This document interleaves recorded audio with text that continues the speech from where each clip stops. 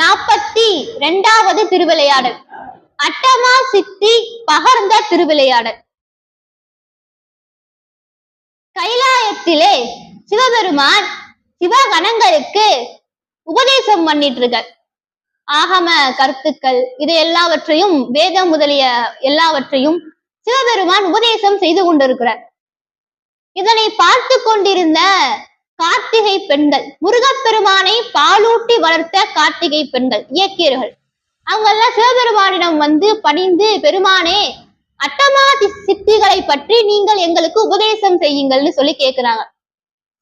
அட்டமா சித்திகளினுடைய பொருளை, அதை விளக்கமாக எங்களுக்கு உபதேசம் செய்யுங்கள் அப்படின்னு சொல்லி அந்த கார்த்திகை பெண்கள் 6 பேரும் சிவபெருமானிடத்திலே கேட்கிறார்கள். சிவபெருமானும் சரின்னு சொல்லிட்டு அவங்களுக்கு உபதேசம் பண்றார். அட்டமா சித்திகளுடைய பொருளை 6 கார்த்திகை பெண்களுக்கு உபதேசம் பண்றார். அப்படி உபதேசம் பண்ணி கொண்டு இருக்கிற பொழுது கார்த்திகை பெண்கள் கவனக்குறைவால, ஒரு ஊழ்வினை பயன் காரணமாக அதை கவனிக்காமல் இருந்து விடுகிறார்கள். அதை கூர்மையாக கவனிக்காமல் இருந்து விடுகிறார்கள். இதை அறிந்த சிவபெருமான், ஒரு குரு ஒரு சொல்றார் அப்படின்னா அதை கூர்ந்து கவனிக்கணும், அதுல ஆழ்ந்த சிந்தனையோடு மூழ்கி என்னன்னு கேட்கணும். அதை விடுத்து கவனக்குறைவால் அலட்சியம் செய்த மாதிரி ஆயிடுச்சு. அந்த சிவபெருமான் சொல்றார், அப்ப எவ்வளவு பணிவா கேட்கணும். அவங்க வினை காரணமாக கவனக்குறைவாக இருந்து விட்டார்கள்.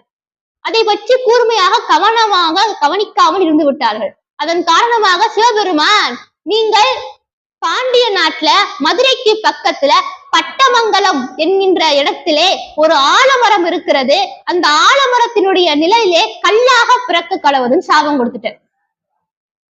அப்போ அந்த 6 பேரும் பணிந்து, பெருமானே நாங்கள் தெரியாமல் தவறு செய்து விட்டோம், எங்களுடைய பிழையை பொறுத்தருளுங்கள், எங்களுக்கு சாப விமோச்சனம் அளியுங்கள்னு சொல்லி கேட்கிறார். அப்போ சிவபெருமான் சொல்றார், நீங்கள் அங்கேயே கல்லாக இருங்கள், உரிய காலம் வரும் பொழுது யாமே சித்தர் வடிவம் தாங்கி அந்த இடத்துக்கு வந்து உங்களுடைய சாபத்தை நீக்கி உங்களுக்கு அங்கு அத்திருத்தலத்திலேயே அட்டமா சித்திகளை யாம் உபதேசம் செய்கிறோம் அப்படின்னு சொல்லி சிவபெருமான் சொல்லிட்டார்.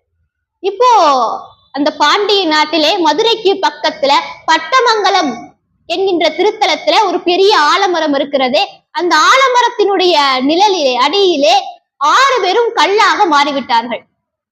பலகாலம் ஆச்சு, 1000 ஆண்டுகள் ஆச்சு. 1000 ஆண்டுகள் கழித்து சொக்கநாத பெருமான் ஒரு சித்தர் வேடத்திலே, ஏன்னா அவர் சித்தராக இருந்து எல்லா திருவிளையாடலும் செய்த திருத்தலம் மதுரை, அவர் சித்தராக இருப்பார்.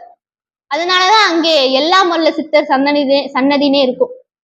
பெருமான் சித்தர் திருமேனி கொண்டுதான் எல்லா திருவிளையாடல்களையும் செய்யற. பெருமான் அந்த சித்தர் வடிவம் தாங்கி அந்த இடத்துக்கு போறார். அந்த இடத்துக்கு போய் அங்க இருக்கக்கூடிய 6 பேருக்கும் மீண்டும் சாப மோட்சரத்தை கொடுத்தார். சாப மோட்சரத்தை அளித்து அவர்களுக்கு அங்கு அட்டமா சித்திகளை உபதேசம் பண்ற. அனிமா, மகிமா, லகிமா, கரிமா, பிராப்தி, பிராகாமியம், ஈசத்துவம், வசித்துவம் என்று சொல்லக்கூடிய 8 வகை சித்திகள்.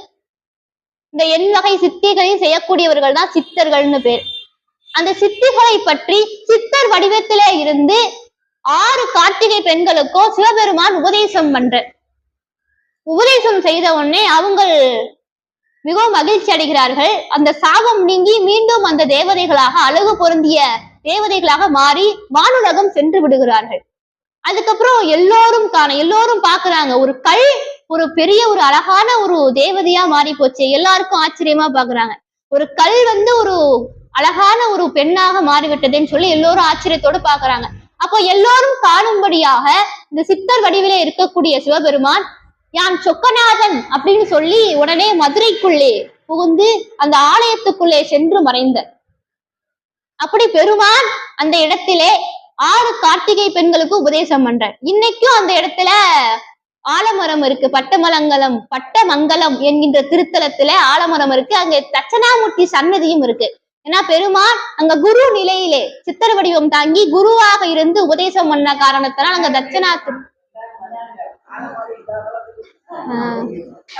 ஏன்னா ரொம்ப பழமையான இது. எப்போ நடந்தது? அப்போ இருந்துருக்குல்ல. ஓ, சிறப்பு சிறப்பு. ஏன்னா அது எவ்வளவு காலம் ஆயிடுச்சு அப்படின்னா அது அப்படி இருக்குது அது உண்மையிலே. அப்பேற்பட்ட ஒரு திருவிளையாடல், அட்டமா சித்தி பகர்ந்த திருவிளையாடல்.